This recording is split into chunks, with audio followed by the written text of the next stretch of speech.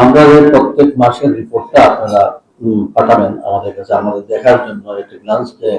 কি কি প্রস্তাব হয়েছিল, কি কি প্রস্তাবটা বাস্তবায়ন হয়েছে, কি হচ্ছে না, এগুলা আমরা নলেজে থাকলে আমাদের জন্য সুবিধা হবে। দ্বিতীয়ত হচ্ছে হার্মের জন্য আপনি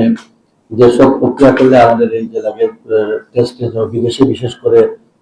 এটা আমাকে ডিটেলস দিলে আমি স্বাস্থ্যমন্ত্রীর সঙ্গে বসে যেগুলো বিষয় দেখবেন আপনারা এখানে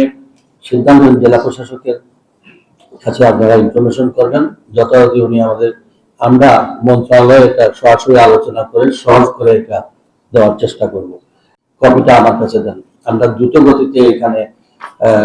সরকারিভাবে আমাদের এটা করার চেষ্টা করব। আর আমাদের জেলা পুলিশের অত্যন্ত এই যে চেকপোস্টের মাধ্যমে যে ধরনের অনেকটা নিয়ন্ত্রণে চলে আসছে। আমি বিশেষ করে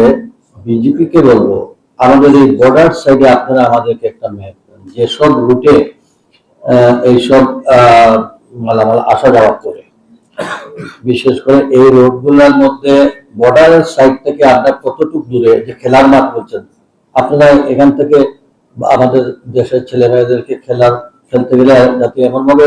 জায়গায় দেন যাতে বলটা গিয়ে ওইখানে না পড়ে, ওইখানে গিয়ে যেন এই ধরনের ঘটনা না ঘটতে পারে।